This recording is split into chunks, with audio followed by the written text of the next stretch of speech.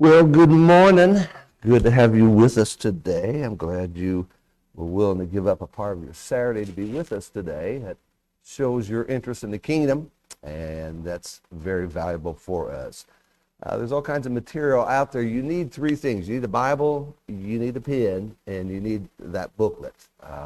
There's another booklet back there. That's just some articles I wrote some time ago, and that's just secondary. We won't be talking about that. But where we're going to go with this today, we're going to talk about where we are, how we got there. And then the core of this first segment is we're going to look at 7 passages. I think just open our eyes up to this concept of biblical shepherding. And then we'll probably spend some time talking about shepherding. There's a lot of things in the booklets that we probably won't touch on because it's just more stuff than we have time for. But throughout this, you got a question, you got a comment, raise your hand. If I don't see you, just start talking, and I'll hush up on this. And so it's great to have this avenue. This is something that I think has been missing for a long time. We preachers get together a lot and talk shop all the time, but sometimes we feel uncomfortable doing this as shepherds. We feel like the confines of each congregation being independent, that we don't talk with each other. And a lot of times we don't really understand or appreciate the good things that's in here, and that's important to this. So let's begin, first of all, who is a shepherd in here? Okay, that's good, that's good. That's an honorable job. Number one, it shows that people of God have confidence in you, and they trust you. And it's a great responsibility for you. And those of you that are not, I believe if you're a father, you're a shepherd. Now, you're not shepherding the church of God, but you have your own little flock. And that flock is your family. And what you do in your family is basically the same thing we do here. It's just on a larger scale here. And so you're going to nurture those kids, you're going to guide those kids, you're going to protect those kids, you're going to try to get those kids to heaven. And then someday, if the people of God see that you're qualified, that's just expanded to a bigger family. And so I think there's a lot of principles about that really help us as we kind of think about those things. So let's begin on our booklet, page 1. I am a huge, huge student of Restoration history. And I believe after World War II, there was a shift in how the American brethren looked at the concept of being elders or shepherds. Back during World War II, it was not uncommon for most churches to be depleted of men except the young ones and the old ones. Everyone else was over in the war effort. And while they were in the war effort, in fact, there were some congregations that basically went down to hardly any men at all. And history shows that. And so while they were over there, they were under a system of position and rank. Somebody was always over somebody. That's how the military works. They came home, and I think that concept came into the congregations. And so I believe there's 4 gradual shifts that took place. The first shift was in how we view the structure of the church.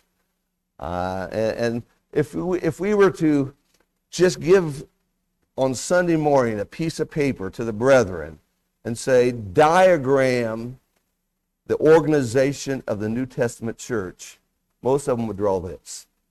Jesus is above the elders, elders above the deacons, and everyone else is just a member.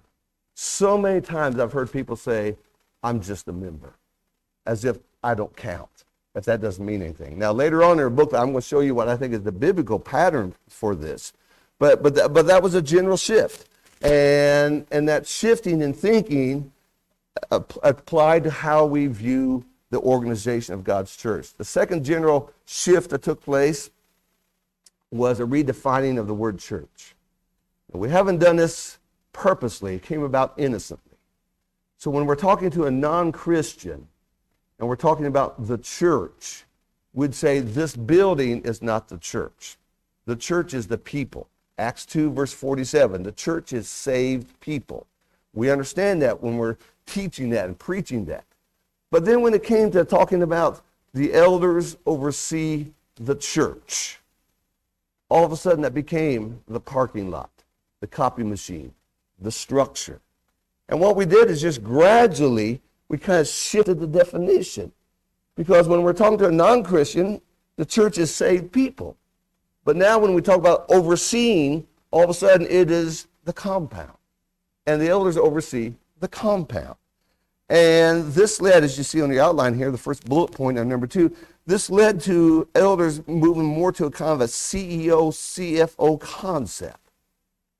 And what we see is we use the term elder more than shepherd. Very, very, very extremely rare do you ever hear them called bishops. That's a biblical term, but we don't use that term. And most commonly we use the word elder. And we use the word shepherd most times out of home. And then there became a greater emphasis upon the qualifications than the work. Most times when a congregation is getting ready to appoint some new shepherds, the preacher will spend time going through 1 Timothy. He'll go through Titus. He'll fly through those in about 20 minutes. He'll spend about 6 months on husband of one wife and what believing children are, and then that's it. And what that does is that tells us the man. That doesn't tell us what he does. And here's a good illustration of this. There are 3 qualifications to be president of the United States. You have to be a U.S.-born citizen, you have to be at least 35 years old, and you have to have lived here the last 14 years. So here's this 40-year-old who's unemployed, lives in his mama's basement, he plays video games all day long. According to the qualifications, he's qualified to be president. And he couldn't even find Russia on the map. And so when we look at this, qualifications don't really tell us about the job. It tells us about the man. And how many times when we talk about elders or shepherds, we focus more about the qualifications. Now, they're there, and that's very important to know those things. But sometimes we spend more time talking about those things than really what the job is really about. And then the third shift that came about, I believe after World War II, was a mentality that deacons are stepping stones to the eldership. And so deacons are kind of viewed upon as sub-managers. Right here, let's just take a little time out. Turn your Bibles to Philippians 1:1. I want someone to read that to me. Philippians 1, verse 1.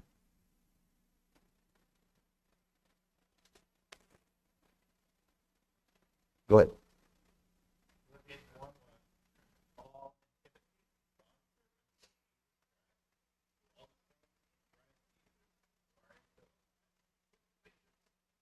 Okay, we know they had deacons in the first century.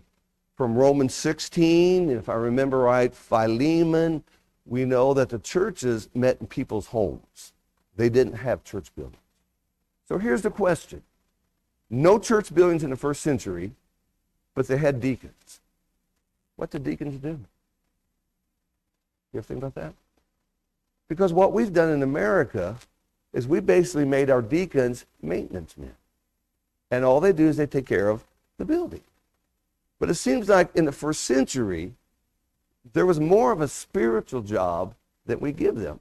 How many times in these discussions does someone say, the work of deacons is physical, the work of elders is spiritual? There's no verse on that in the Bible. No verse. Now, I couldn't prove this, so don't put this in concrete. But who would better take money from a church to an apostle than a qualified, faithful servant? And who better to take that inspired letter from that apostle to a church than a qualified, specialized, faithful servant? And so again, that gives us some concepts about that. The fourth thing that happened is that the work, by and large, of shepherds became paying bills, decision-making about the building, scheduling gospel meetings, and that became the bulk of the work. Elders became more administrators. Now, let me give you a real story. This is a real story. So one Saturday night, somebody was cleaning the church building and a sweeper broke. So they called one of the deacons. And so the deacons told one of the elders Sunday morning, the church sweeper broke. What should we do? The elders had an emergency meeting. They came back to the deacons and said, we want you to go to Lowe's. We want you to get on Amazon. We want you to go to some other place. Bring us 3 quotes. And so the deacons did that. A week goes by. The elders look at the quotes. And then they tell the deacons, go buy the one at Lowe's. We like that one the best. And so they do. On Sunday morning, someone gets up and thanks the elders for the decisions they make. What are they doing? They're talking about the sweepers in the building, you see? And so that became the bulk of the work. And I'm going to mention this in just a minute, but when I came to Charlestown Road, we were a typical large Indiana church, much like I see in Kentucky, Ohio, Illinois, all around. I've seen churches like this that had a few elders, but all they were doing was making decisions about the building. Should we pave the parking lot this year or put it off to next year? And on and on and on. And so this got me into thinking about this, because shepherding is not about taking care of the building. And so that kind of got us to see these things. And so on this subpoint here, as a result, many sheep died right in the pew, and we'll really talk about that here in just a minute. With little vision, many congregations drifted without a legacy plan, and we'll talk about that at the end here this today. The future was bleak. I've talked to multiple shepherds across the country. What is your goal? Well, Brother Shouse, our goal is get as big as we can get. Awesome. What's your plan to get there? Silence.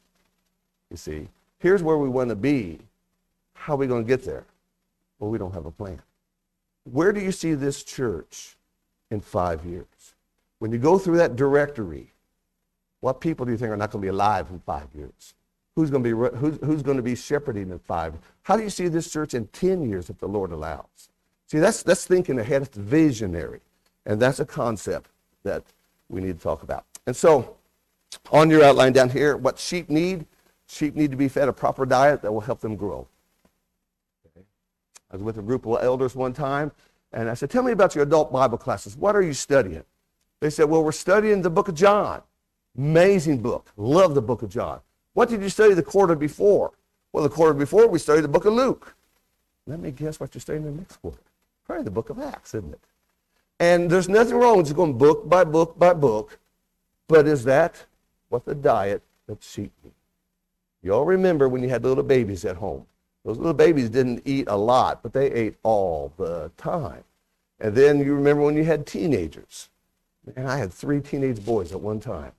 We would get up, we would still be sitting at the kitchen table, and they would get up and open the refrigerator door. I said, come on, guys. And you couldn't keep them fed, okay? So what you do is you're looking at the flock, and you're thinking, what does this flock need? Are we young Christians? Are we mature Christians? Do we have these issues going on? And what we need to see is that proper diet. Secondly, to protect from dangers that they may not even see.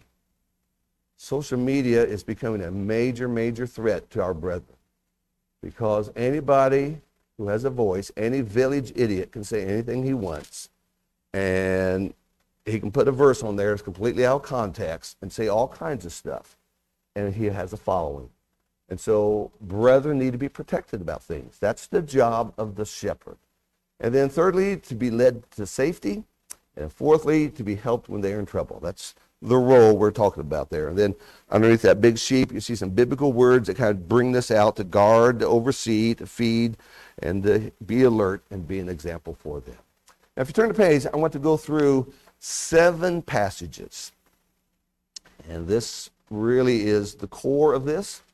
When I moved to Charlestown Road 15 years ago, it's a good church, but if I asked them, where are you going to be in 5 years, they could not answer that question. If I asked them, who's going to be the next shepherd, they had no idea. If I asked them, you had just hired me, who's going to replace me, they had no clue. Most of their time was spent with budgets and the building.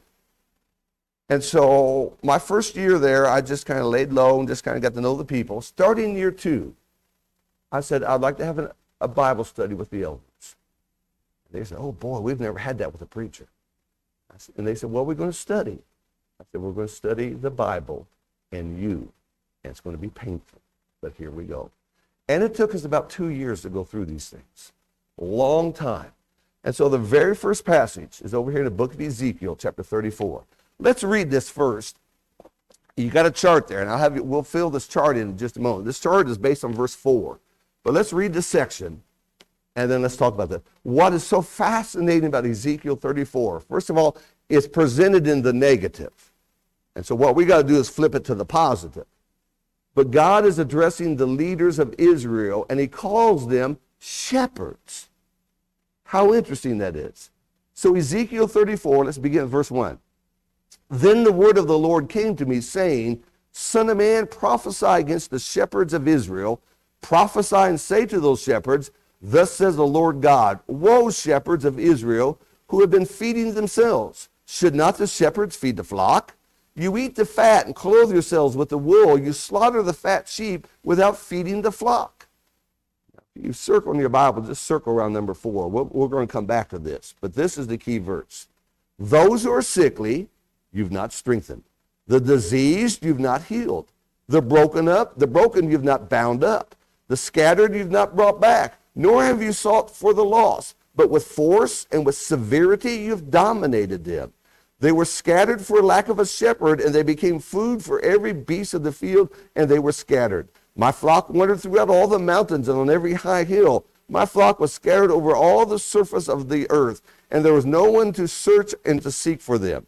Therefore, you shepherds, hear the word of the Lord. As I live, declares the Lord, surely because my flock has become a prey, my flock has even become food for all the beasts of the field, for the lack of shepherd. And my shepherds did not search for my flock, but rather the shepherds fed themselves, and they did not feed my flock. Therefore, you shepherds, hear the word of the Lord. Thus says the Lord God, Behold, I'm against the shepherds. I will demand my sheep from them and make them cease from feeding the sheep. So the shepherds will not feed themselves any more, but I will deliver my flock from their mouth so that they will not be food for them. Then start in verse 11, and we're not going to read it now, but verse 11 to end the chapter, God takes over. And God says, this is what I'm going to do to the people. Well, I want you to go back and look at verse 4. And notice on your chart here, I want you to fill in some of these words. Those who are sickly, you've not strengthened. Strengthen the sickly. Now right there, when we were at Charlestown Road and I was having my Bible study, this is the first passage I brought up. And you'll see on the right-hand side, these are some of the questions I asked them. We're not really going to go answer these questions, but these are some of the questions I asked them. How would you recognize a sickly sheep? You're a shepherd in Judea. You got all these animals. Now, all of them are sickly, but one is. What would stand out? And it's like, we've never thought about this. And all of a sudden, we started talking about that. From that, what do you think made him sick? You got to talk about that. From that, how do you get a sick sheep well? What do you have to do? From that, how do you prevent other sheep from becoming sick? How do you keep that disease from spreading?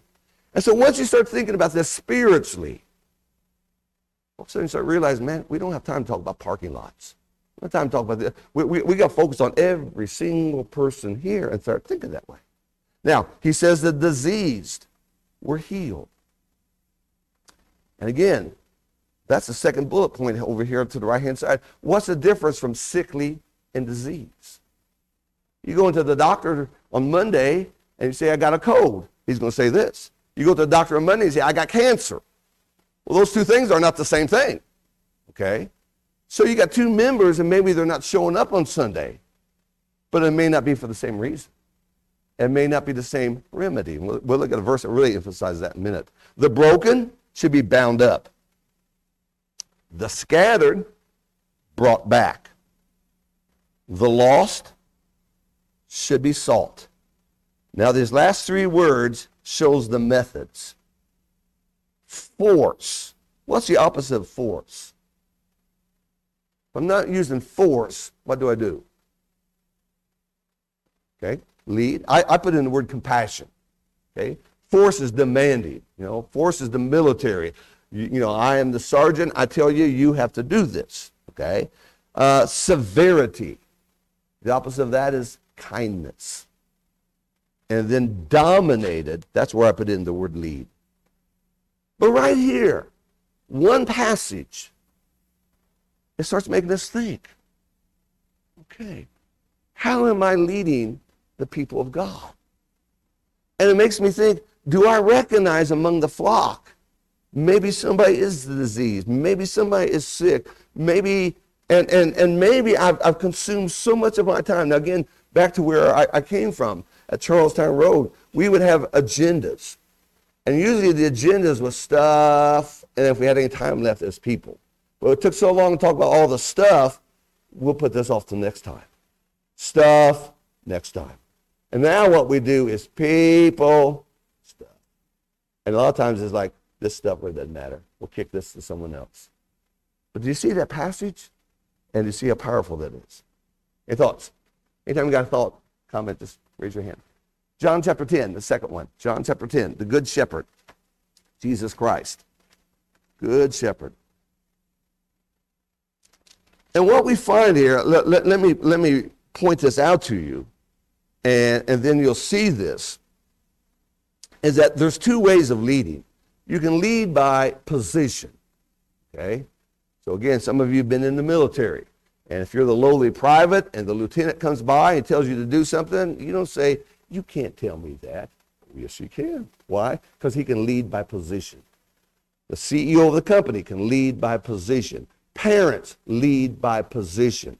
Here in John 10, Jesus doesn't do this. He leads by relationship. Jesus never said, I am God on earth, get out of my way. He never said that. He led by example. He led by kindness. So let's look now in John chapter 10, verse 14 verses. Truly, truly, I say to you, he who does not enter by the door into the fold of the sheep, but climbs up some other way, is a thief and a robber. But he who enters the door is a shepherd of the sheep. To him the doorkeeper opens, and the sheep hear his voice, and he calls his own sheep by name and leads them out. When he puts forth all his own, he goes ahead of them, and the sheep follow him because they know his voice. A stranger they simply will not follow, but they will flee from him because they do not know the voice of strangers. This figure of speech Jesus spoke to them, but they did not understand what things which he had been saying to them. Verse 7, so Jesus began saying to them, truly, truly, I say to you, I am the door of the sheep. All who came before me are thieves and robbers, and the sheep did not hear them. I am the door. If anyone enters through me, he will be saved, and he will go in and out and find pasture. The thief comes only to steal and to kill and destroy. I come that they may have life and have it abundantly. I am the good shepherd. The good shepherd lays down his life for the sheep. He who is a hired hand, not a shepherd, who is not the owner of the sheep, sees the wolf coming and leaves the sheep and flees, and the wolf snatches them and scatters them. He flees because he is a hired hand and is not concerned about the sheep. I am the good shepherd. I know my own know me. Now let's just grab some points here real fast. Number one, as we think about the relationship leader, he knows them and they know him. Verse 14, I know my own know me. Now I'll bring this up later on. But when the shepherd says to one of the saints, one of the sheep, we would like to talk to you, it should not be viewed as going to the principal's office. And that's how a lot of people look at that. Oh no, I'm in trouble. The elders want to talk to me. It should be a wholesome relationship. Man, I get to go out to lunch this week with one of the elders. That ought to be a good thing. It ought to be an encouraging thing. And so he knows them, they know him. The second aspect we see, he knows them by name. Again, there's a sense of intimacy there. He calls them out, and they're going to follow him. He leads them, verse 3 tells us. But now I want you to know particularly a couple others here real quickly. They know his voice, so he's been communicating with them. They understand him. There's a trust factor there. Verse 12, somebody read verse 12 for me once again.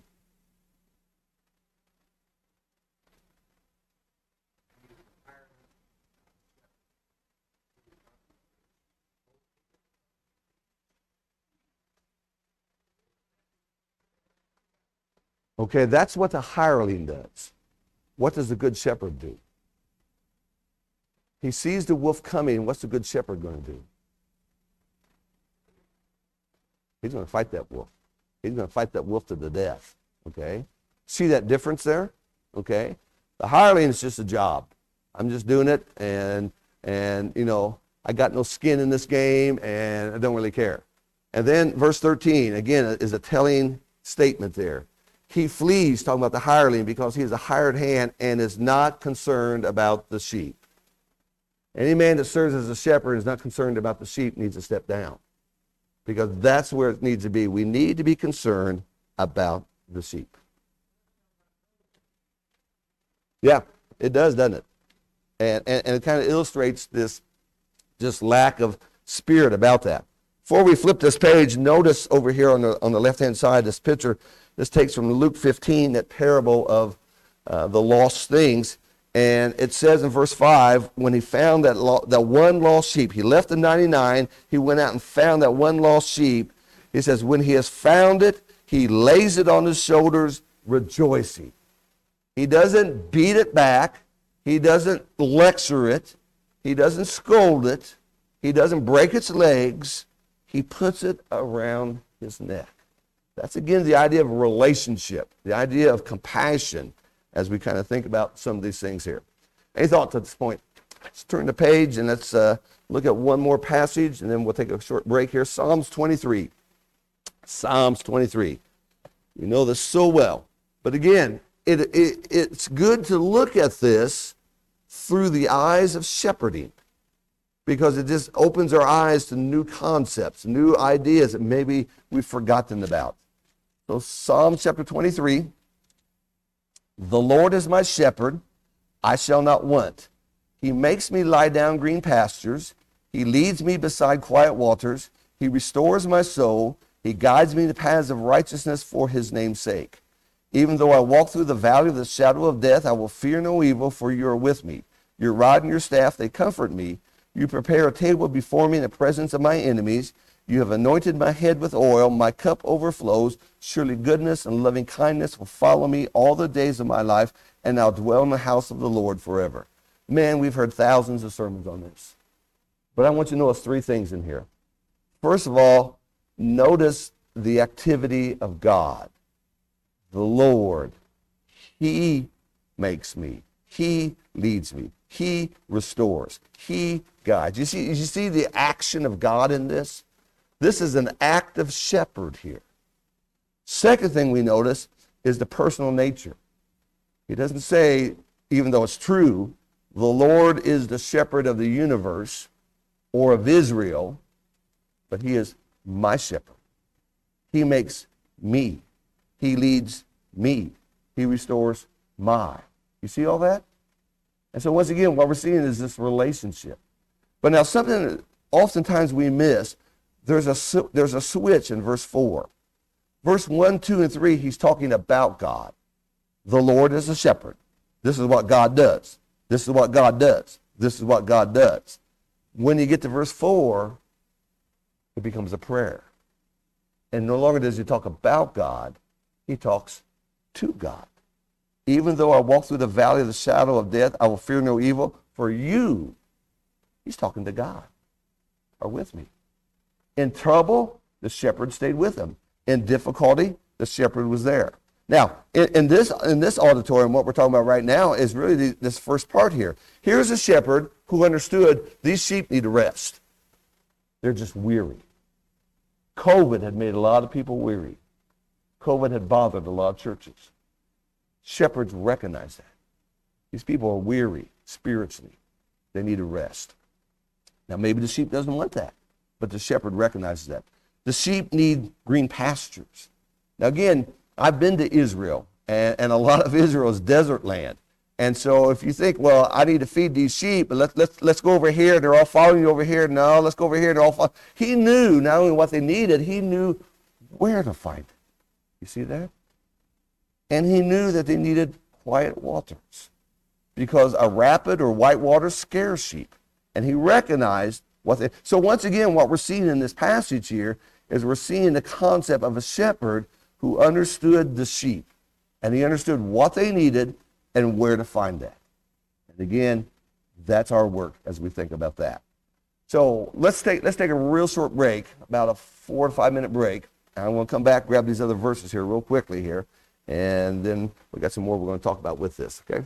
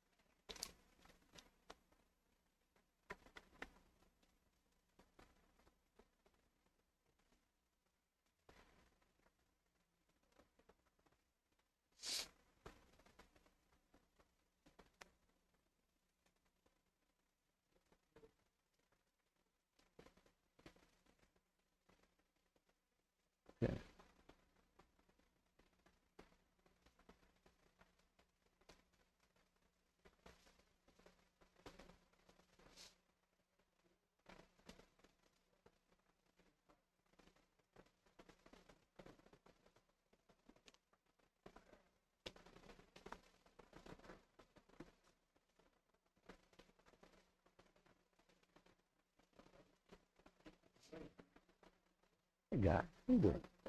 Good. Good to see you. Good to see you. We're still on right now. Just starting.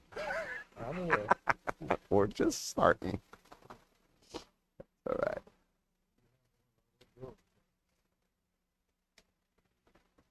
So far? So,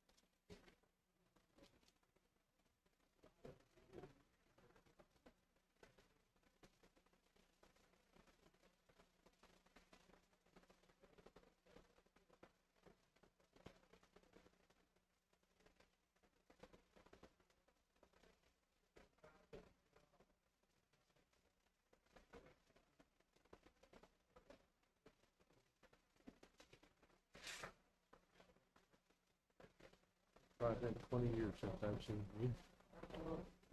it's been a long time. No, I saw you come in. I think I know you. Yeah, you did, bro. Good. How you doing? Good. Good. Good to see you. Good to see you. Glad to do this. I think this is helpful. All right. Yep. Well, this is just first step. And then we kind of see what happens. So. Good. Good. Good.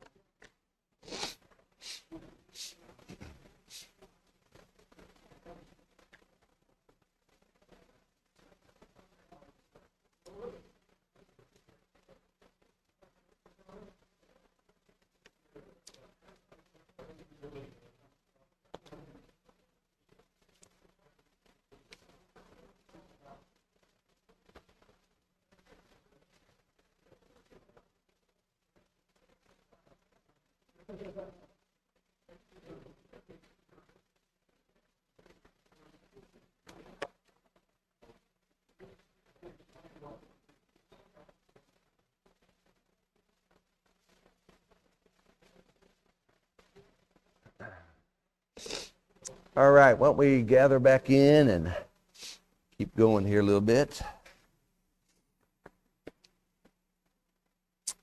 You know, one of the things I've been preaching over 43 years now, and I have been involved in a lot of preacher training. Get a young man in there who's interested in preaching, and he'll spend a summer or sometimes 2 or 3 years with us. We train them how to be a preacher, and we'll walk through all kinds of stuff. And they begin with all these big ideas, and we start talking about life as a preacher, and sometimes our eyes get like that. But we work them, and send them out to preach. But you think about the concept of a shepherd. You put a man's name up before the congregation, and if he can survive the 2 weeks, we may talk about that here a little bit later. If he can survive the 2 weeks, he's appointed. He sits in his first elders meeting, has no idea. He's never been mentored. And if the system he goes into is dysfunctional or broken, he just becomes a part of that. And we spend a lot of time training the young man to preach, but we don't do very much in training the young man to serve as a shepherd. And I believe shepherding is much, much more important.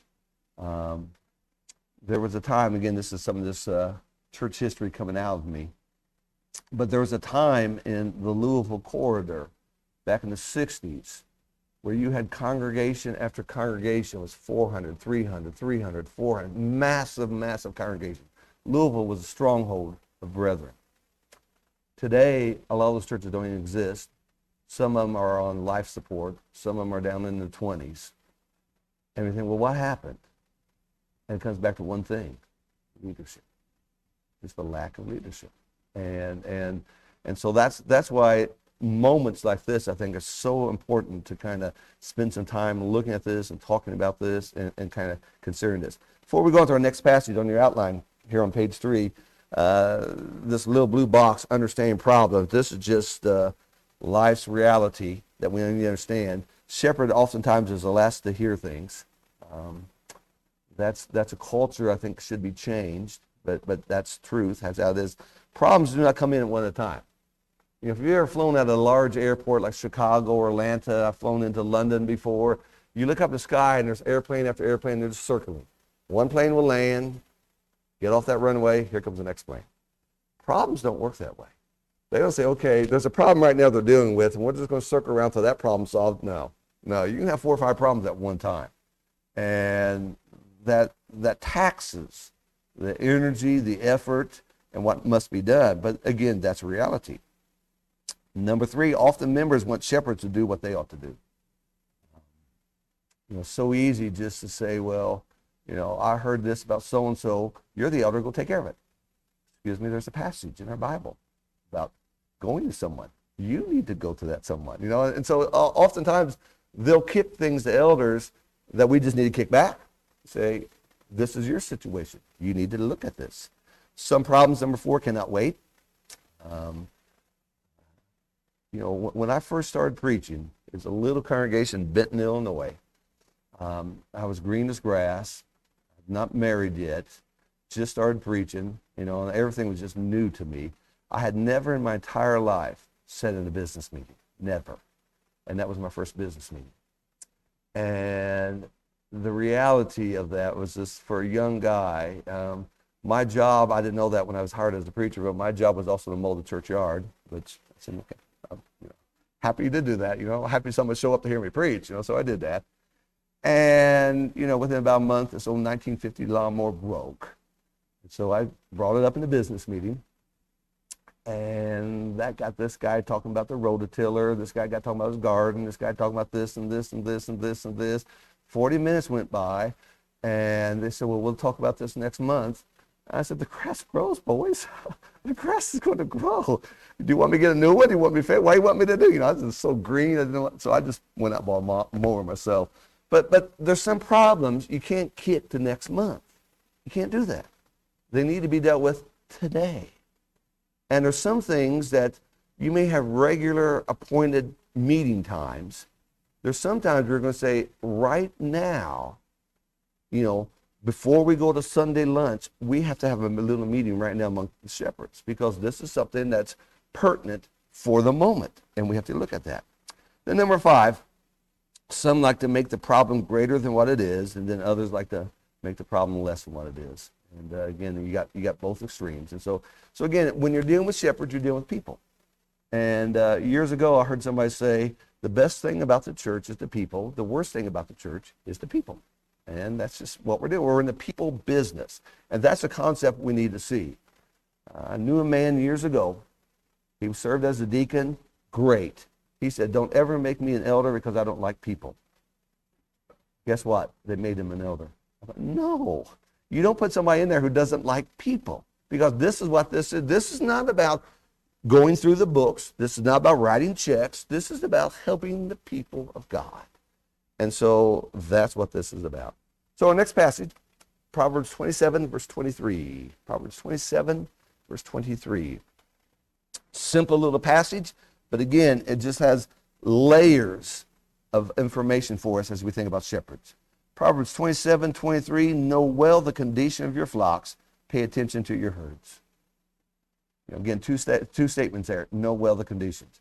And on the outline, I talk about the 32,000 foot view. I fly a lot. And when you're up there at 32,000 feet, you're looking over America, farmlands look great, everything looks good. You get on the ground, sometimes it's a different story. And so how easy it is to look over a congregation and say, we have no false teaching here, people are here, everything's great. You don't know, this couple over here is having marriage problems, this person over here has a problem over here, and so that 32,000 foot view changes once you get to know the people. So know well the condition of your flock and pay attention to your herd. Pay attention. Listen to them. Hear what they're talking about. Those things are important. Now, next two verses are real pivotal. 1 Thessalonians 5:14. 1 Thessalonians 5:14.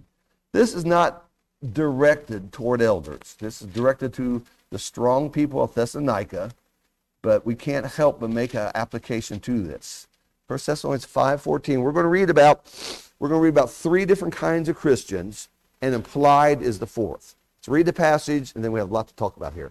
It says, we urge you, brethren, 1 Thessalonians 5:14, we urge you, brethren, admonish the unruly, encourage the faint-hearted, help the weak, be patient with everyone. So the three classes we have there are the unruly, the faint-hearted, the weak, and implied is the fourth, and that's the strong who's going to be doing the action here. But now we need to notice and recognize to each of these groups, there's a different call action. For the unruly, they're to be admonished. The word unruly means out of step, literally.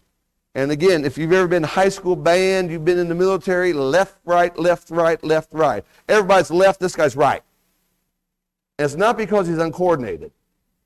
It's a spirit. You can't tell me what foot to walk on. I'm going to walk on whatever foot I want to walk on. Okay? This guy is a rebel. This guy that has an attitude. The faint-hearted is someone who's just scared. They're fainting, not literally, but spiritually. They're scared. And then there is the weak. Maybe they're a new Christian. Maybe they have just never grown and they're very weak. But notice to each of these words, there are different call actions. And this is where it's imperative as shepherds to get this right.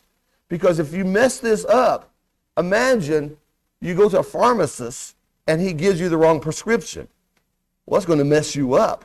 And so God has a prescription here. So when you look in verse 14, at the unruly, they are to be admonished. What happens if you encourage a rebel? Well, he's gone. He's gone. You know? You can't tell me I have to come here on Wednesday night. It's not in the Bible. You can't tell me that. Well, I want to encourage you. Well, then I'm not coming Sunday night. I'm going to encourage you. I'm not even sure about Sunday morning. You see, off he goes. That's the wrong prescription. He needs to be admonished, the passage says. But the faint-hearted, he's so teeter-tottering right now. If you admonish the faint-hearted, you crush him. You've destroyed him. He doesn't need a sermon. He doesn't need a lecture. He needs somebody that's going to encourage him and help him in that way. And then to the weak, they just need help. And so all of that tells us how important it is to identify this. So again, here's a scenario. Here's two families. They haven't been coming on Sunday morning. Time the elders get involved. Now, why are they not coming Sunday morning? Well, one may be a rebel, and I get all my stuff online. I'm just watching the live stream. And I like watching God in my pajamas, drinking my cup of coffee, and I may not catch it till Tuesday afternoon, but that's how I worship my God. You can't tell me someone else is just weak or someone else is faint-hearted. So as an elder, you have to, as like a physician, you got to figure out, why is this person the way they are? And then from that, I'm going to make some understanding about how I'm going to address these things and how I'm going to look at these things. And so now underneath this, I got several things that I want you to notice. So number one, that tells us that not everybody's in the same place. Not everybody has the same needs. Now, what we do oftentimes, and sometimes it's because of logistics, we do one-size-fit-all Bible classes. And let's go through the scenario by here, underneath here. It's a typical situation found in many congregations. It's Sunday morning, sitting beside each other are two very different Christians. One is a father, about 25 years old, with a couple of kids. He's been a Christian for about 1 year. His background is denominational. Sitting right beside him is a 75-year-old widower. He has been a Christian since he's 13. His family has been Christians for generations. These two men are not the same place spiritually. These two men have different needs. These two men have different concerns and different temptations. What's going to bother that 25-year-old is not bothering that 75-year-old. Shepherds have to recognize that. Now, what we sometimes do, and again, I think we just do this because of logistics, we're going to teach the book of Romans. Okay? Everybody needs to know the book of Romans. In our Bible, I think we need to know every book of the Bible. But here's a 75-year-old. He's been through Romans 13 times already in his life. This young Christian, he doesn't know what a Roman is. All he thinks about is noble Romans. That's all he knows. I mean, what's a Roman? I don't even know what you're talking about. They're sitting in the same class. One's bored to death because he's been through this so many times. The other's clueless. And it may be that neither one of them are getting what they need for where they are. See what I'm saying? Now, we had a class back home one time. We didn't even announce it. It was by invitation only, by the shepherds only. But we had a class, we had some marriage issues going on. And so we had a class on marriage taught by one of the shepherds. And we just handpicked who we said need to be in it. You need to be in this special class. And it's designed for you. You need to be in this class. It's designed just for you. What we were doing is looking at this passage and realizing here are some people who have some specific needs. And we want to address those needs in that way. Now, underneath here, the challenge of shepherds today is, number one, getting to know where these two men are spiritually. And let's just stop there on that, number one. How would you do that? So here's a 75-year-old widower. He's third or fourth generation Christian, been a Christian since he's 13 years old. Here's this young 25-year-old. He was baptized last year, came out of denominations. How would you figure out where these two guys are spiritually? How would you do that? Ideas? Let's go a little farther than that. Because usually, in a setting like this, hi, how are you? I'm fine. How are you? I'm fine. Everybody's fine. I asked them. That's right. That's right. So you're going to have to get with them, aren't you? One-on-one. One-on-one. Tell me your story. Tell me your story. Everybody has a story. Everybody likes to talk about themselves. How long have you become a Christian? When were you baptized? Who baptized you? How about your mom and dad? Where are they at? How about your grandparents? And you see what's going through your mind? You're assessing this person, just like a doctor. You go into the doctor and you say, and he'll say, how you doing? Well, I'm doing okay. Well, why are you here? Well, now it's my knee. Well, tell me about your knee. And as you're talking about your knee, things are running through his mind. And he's thinking, okay, you're going to need this test, you're going to need this MRI, or you need this pain medicine. But he's assessing you. And that's what we do as shepherds. We got to figure out where you are to know what you need. And if I don't know where you are, that's a problem we get into. Yes, sir.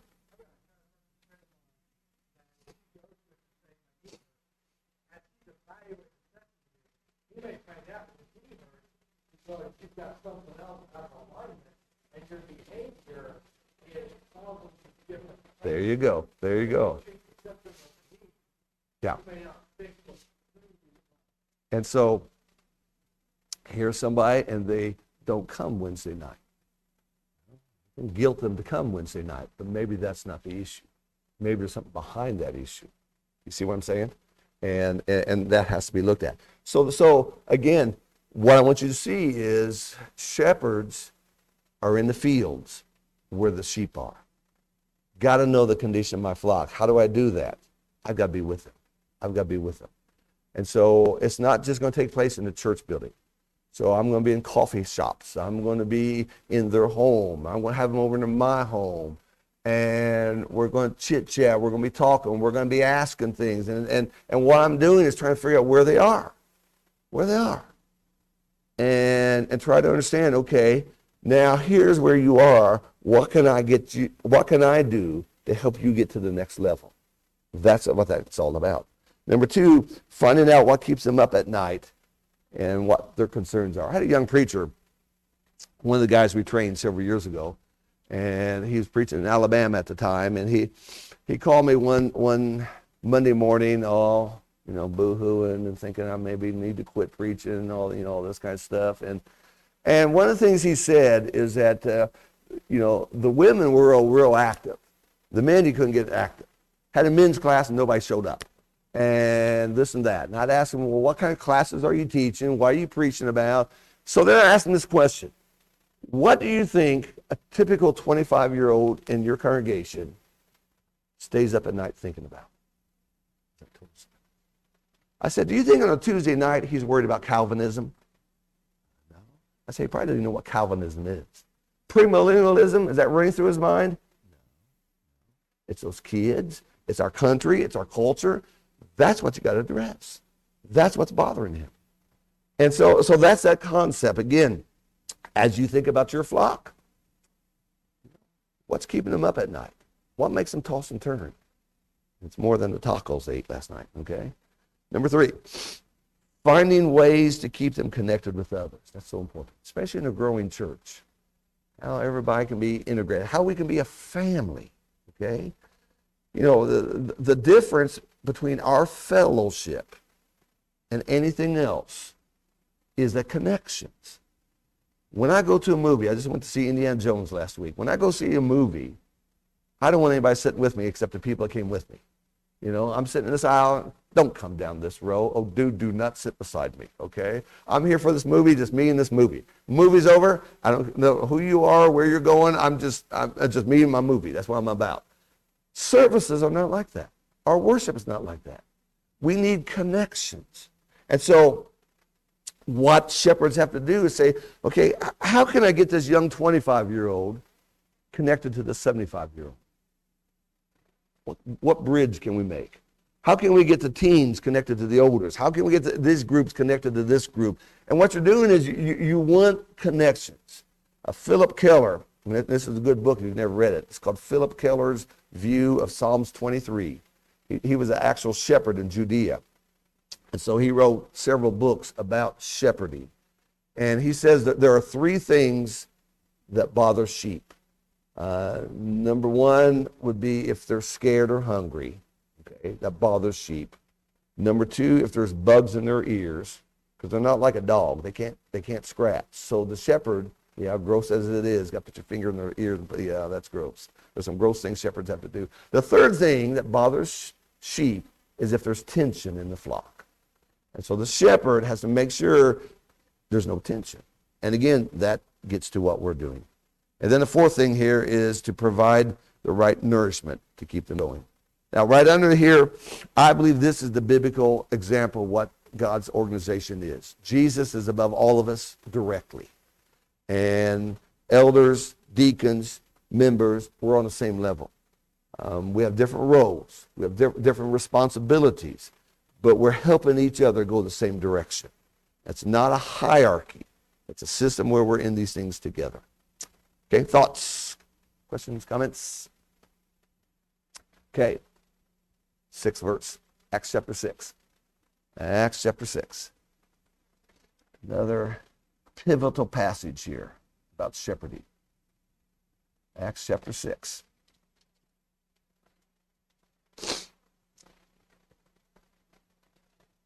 Will somebody read for me the first 4 verses of this?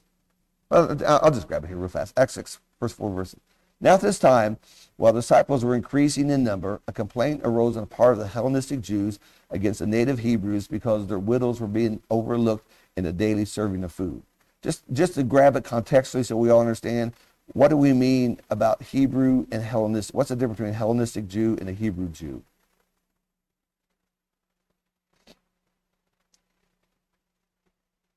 Okay, possibly. That's one answer. Another answer is the Hebrew Jews lived in Judea. They spoke Hebrew. The Hellenistic Jews lived out there, and they had been Hellenized, or they spoke Greek. That's why when we got Acts 2, we got these Jews come from all over the world. So we've got natives, speak the native language. We got what we may call, they're still Jews, but they're foreigners, and they speak Greek language. And so there was a complaint arose among that, okay? So the 12, that's being the apostles, summoned the congregation of disciples and said, it's not desirable for us to neglect the word of God in order to serve tables. Therefore, brethren, select from among you 7 men of good reputation, full of spirit and of wisdom, whom we may put in charge of this task. Now, a lot of people will say these are the first deacons. The Bible doesn't say that. The word servant means deacon, but not all servants are deacons. Jesus Christ is a servant, but he wouldn't qualify as a deacon as we think about biblically, okay? These are just servants. I don't say they're deacons. I just say that they're servants of God. And then it says, verse 4, but we will devote ourselves to prayer and to the ministry of the word. I want you to focus particularly on verse 3, pivotal verse. Okay, first of all, they heard the complaint. They did not ignore it. Okay, you cannot ignore complaints. Some complaints are legitimate. Some complaints are not. Some people complain just because they don't know how else to talk. Everything comes out of their mouth is a complaint. Okay, have to understand that. But this was a legitimate complaint. The apostles looked into it. Verse 3, they came up with a solution. Select from among yourselves 7 men of good reputation. The following verses will describe who the 7 are.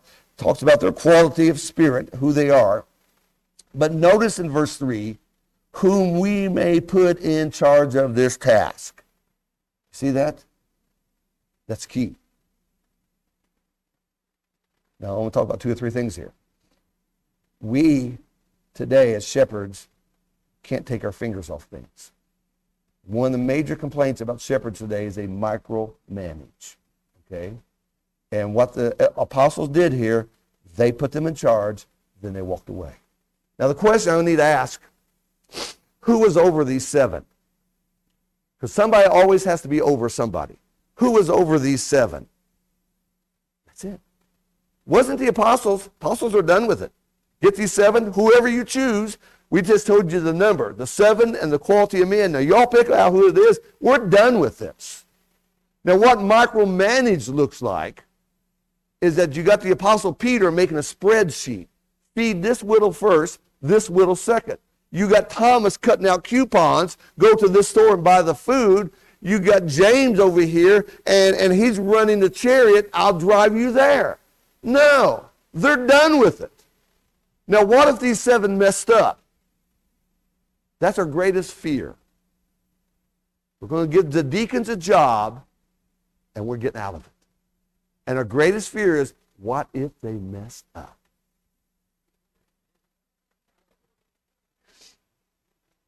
And if they mess up, they learn and do it better next time. That's just it, okay? This is one of the biggest problems in congregations today. I have talked to deacons after deacons, and they say, we can't do anything without the elders telling us. It's like the elders are the CEOs, the deacons are the sub-managers. And so we don't do a thing until we get the orders. Order comes down, we will do exactly what they say. No. Now, what store did they get the food from? I doubt the apostles knew. Who got fed first? I doubt the apostles knew this. It's your job. Do it. Do it to the glory of God. Do you see how important that is? And again, to understand this relationship we have in the kingdom, to understand our focus is upon getting people spiritually close to Jesus and getting them ready for heaven. That's the job of shepherds. This stuff here, Now, the apostles could do this, but no one could do what the apostles were doing. And that's the point I want you to see. You all can cut the church yard. You all can write a check and pay the light bill. You all can sweep the carpet in the church building. You all can do that. But no one else can do what you're doing because you're shepherds. So someone else can do those other jobs. And that's what they did. And boy, this, to get that concept is essential. Now, we'll talk about this later on. But in many, many congregations I've been to, talking about these things, you'll see deacons who are running multi-million-dollar jobs.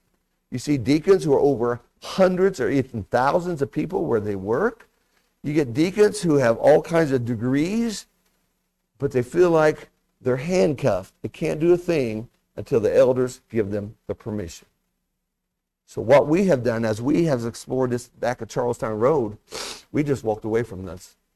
And some of the best things we do today came from deacons. We have a camera up in the baptistry.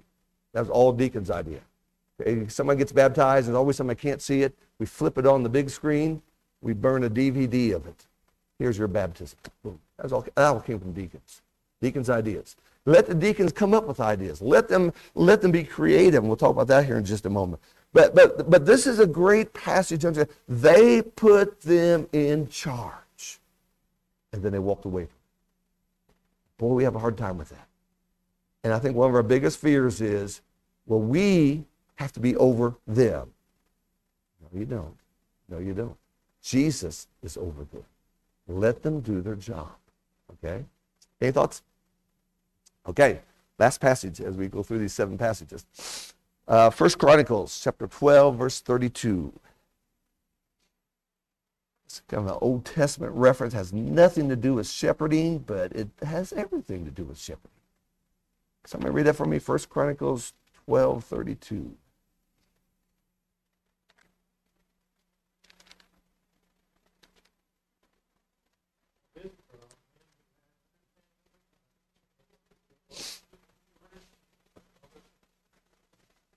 Okay, the men of Issachar understood the times. Okay. Now, there are 2 things we understand. The nature of man never changes. Okay. All of us need Jesus. The gospel never changes. But this isn't 1970. And some churches haven't left 1970. And they've forgotten that. There was a time when 1970s, because I was involved in some of this, you had a gospel meeting. Let's talk about that first of all. Okay? We have little phrases we love to use. In-house, we all know what gospel meeting is. Go and have Brother Shouse for a gospel meeting. I go to work and say, hey, we're having a gospel meeting. The guy at work knows one thing. We have meetings that are long and boring. And this is a gospel meeting. So our language, we've got in-house phrases we know, but out there they don't. You got to think about that. We get a flyer, we put a picture of the gospel preacher. Here comes Brother Shouse coming all the way from Texas. I give this to my next door neighbor. I never heard of this guy. Emphasize the topics. That's what we're coming about. We want you to come to hear the topics. Doesn't care who the man is, the topics, okay? And so, now, 1970. A lot of you were doing well back then. 1970. What was a typical Christian like in 1970? Maybe your parents or your grandparents. They're just family. Okay, what else? Okay. Had a gospel meeting in another congregation. Everybody went. Everybody went. Church houses were full. Okay. Go and have a meeting clear up in Indianapolis. Folks from Columbus go all the way up to Indianapolis. Doesn't matter. That's what we do. Okay. That's gospel meetings. Okay. Sunday afternoon, visiting. Okay. Either somebody came by your house or you went to somebody else's house. Okay. You just went visiting. And you didn't announce it. You just driving by. Hey, I was in the neighborhood. Just got by to see you. Okay. You could knock on somebody's door and say, hey, you want to come to a meeting. Today, if you knock on somebody's door, first thing they say is, what? You know, what you want, okay? And so we have to understand the nature of man has not changed. The message hasn't changed. But look what we're doing right now, the PowerPoint. The method changes. And so the men of Issachar understood the times. Shepherds have to understand the times. Now, one of the things we do back home, and if you don't do this, I really recommend this. Among you shepherds, you have your own Bible study. And you're not going to just study Ephesians. You're going to study aspects to help you be better. If you want to raise the bar on the church, you have to raise the bar on yourself. Because the followers never pass the leaders. And so if this is where you are and you're stagnant, that's as far as they're going to go. So you need to have your own studies. One of the studies we had back home, I found a statistic, shocked me. 75 to 80% of college graduates never open another book the rest of their life. So if everything we're doing is print, read this track, read this, nobody's reading. So maybe we got to adjust things. Sooner or later, they're going to have to get into the book. But maybe there's a bridge we have to build first. Maybe we have to do a little more videos. Maybe we have to do something else. Maybe we have to try something else. Because if that's what's going on out there now, in the 1970s, man, there were bookstores everywhere. Everybody read 1970s. Today they don't. Men of Issachar understood their times. You see that? And so back in 1970s, okay, people came all the time. Okay? Gospel meetings, Sunday through Friday, every night. You know, in fact, I held a meeting down in Alabama. This is how it is down in Alabama. And I normally just hold Sunday to Wednesday. That's all I do because I'm so busy. Sunday to Wednesday or Friday, Saturday, Sunday. Brother Shouse, we want you to come Sunday to Thursday. I thought, why Thursday? I said, I'll do Sunday to Wednesday. No, our meetings are Sunday to Thursday. Well, if we're going to do Thursday, why don't we do Friday? No, Brother Shouse, we don't have meetings Friday in Alabama because everybody watches football games. Okay? They understood that. And so what we're seeing today is meetings are getting shorter. And maybe we need to have meetings more specific. Rather than just say we're going to bring in somebody, he's going to preach whatever he wants to preach, and we hope we hit somebody. Let's say this congregation has some needs for the older Christian. Let's bring in somebody to talk about older Christian. How is the older Christian different than the younger Christian? You see what I'm saying? Is you understand the times. The times have changed, and you have to keep up with that and kind of look at that. How has Satan changed? How would you answer that question there at the bottom? How has Satan changed? He does. He's using the modern methods, and sometimes we haven't even started. A church today, you got to have a social presence, social media presence. If you're not, let me tell you about Brother Petrie back home. Brother Petrie was a Methodist. During COVID, Methodist church shut down. We live stream everything. We live stream classes.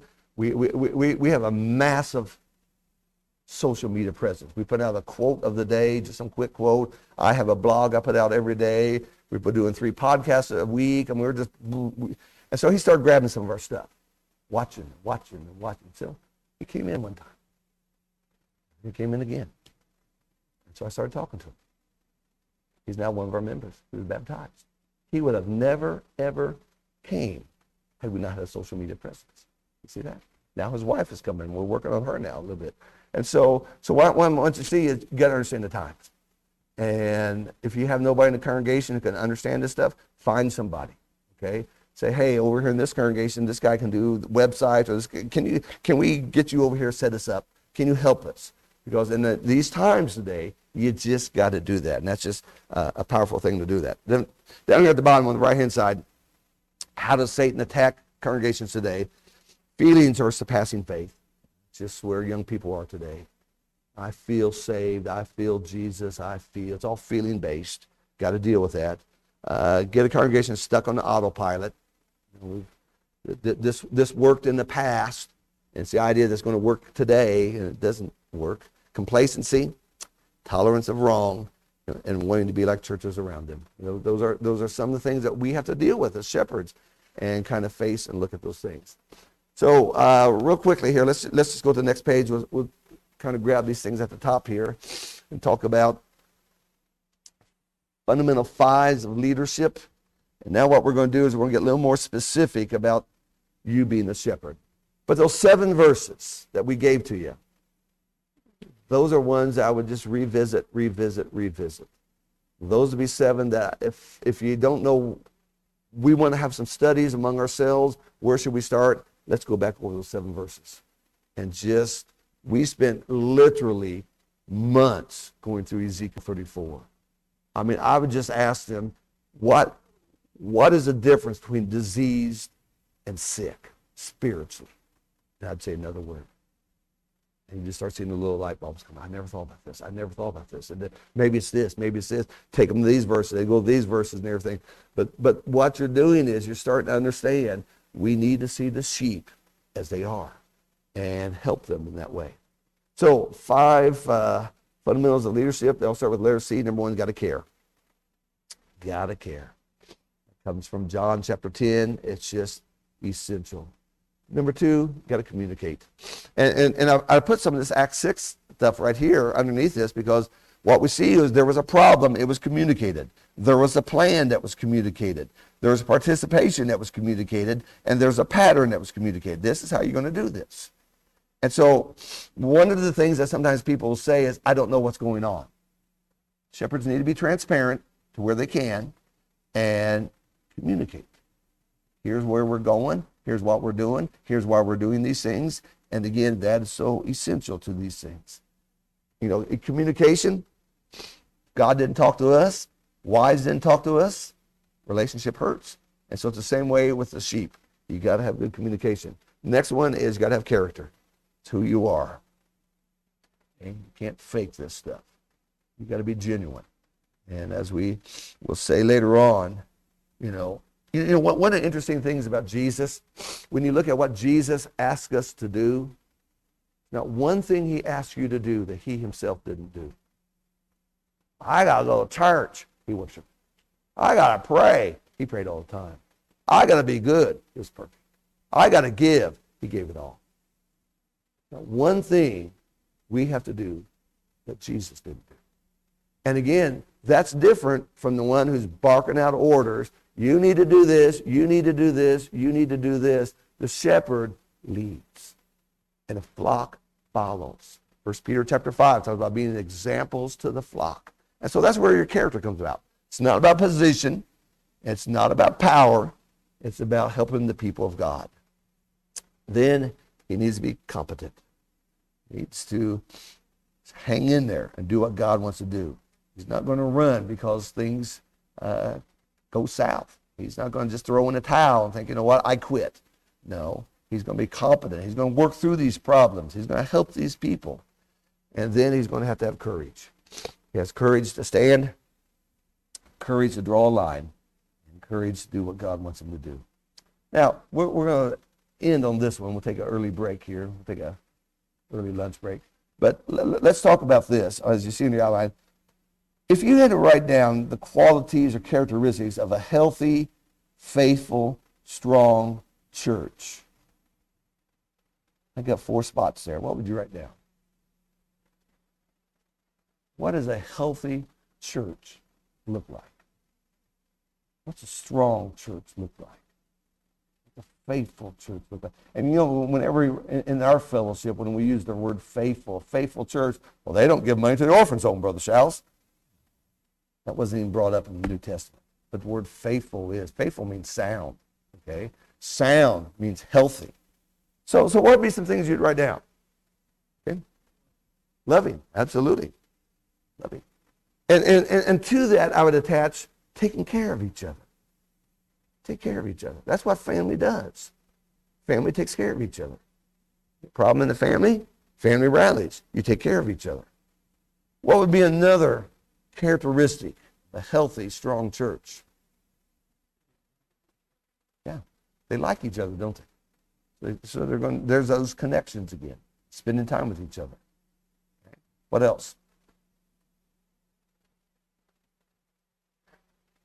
Yeah, active. Let's put some words behind that. Active in what ways? Yeah, They're growing internally and externally. Okay, they are. I think another expression we write down is they're making an impact. They're making an impact in the community. They're making an impact within the congregation. People's lives are being changed. That's the whole idea. We're changing lives through Jesus. We're making them better. And of course, I think one that's we may take as a given, but we cannot give it. It honors God. God is always what this is about. God is always first. Now, over here in this box on the right-hand side, what doesn't matter? Size. Now stop and think about this.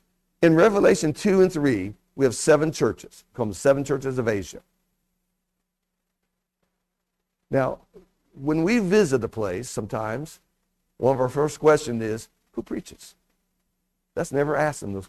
You don't know who's preaching in those 7 churches. It doesn't say that. Were they self-supporting? That's a concern of ours. Doesn't say, does it? Did they have elders? Doesn't really say. Not in those chapters. Doesn't say. Okay? What's talked about is their connection to Jesus. So size doesn't matter. What else doesn't matter? Building doesn't matter. Okay? Again, how important the building is for us. But it's not. Building doesn't matter. I worshiped in some funeral homes. That's where the church was meeting. In fact, I told them, you need to find another place. It's kind of dead in here. But, I've been in storefronts. I've been in people's front rooms. That's the church, little bitty church right here. Location doesn't matter. The building doesn't matter, okay? Finances really doesn't matter. Now, finances may tell you what you can do, what you can't do, but that is not necessity to be in a healthy, strong church. And what I want you to do is as you look at this beige box, sometimes that is where our concern is. Probably the very first question I'm ever asked when I go hold a gospel meeting, and you're from Charlestown Road, yeah. How big are you? They always ask that. How big are you? And I'll say a number, and sometimes it's like, ooh, that's too big. Or if I said, well, there's 4 of us. Oh my, that's too little. But there's a magical number in there somewhere. They always want to know, how big are you? That doesn't matter. No one ever asks, how strong are you? How faithful are you? How are you making a difference for the kingdom? No, I've never asked that. It's always, how big? How big? It's like, it doesn't matter. And so when you think about that, again, maybe we're putting too much attention and focus on the things that do not matter rather than the things that do matter.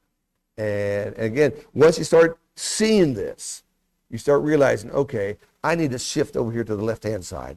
This is where our emphasis needs to be. In our classes and our preaching and all that we do, we need to be focusing on really how God describes a healthy, strong church. These other things don't matter, because what really gets there is these thoughts right here. Well, we're about at a point we need to stop. So why don't we stop now? Any thoughts, any questions at this time? I've done a ton of talking here. So anybody has anything they want to share with us? I think we'll just go ahead and take our lunch break early. Is that all right with you? Okay.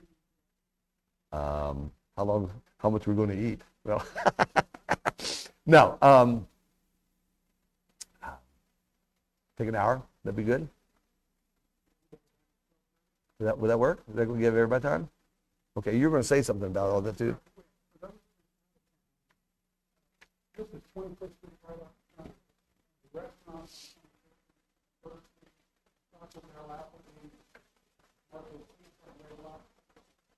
North of Highway 31, which intersects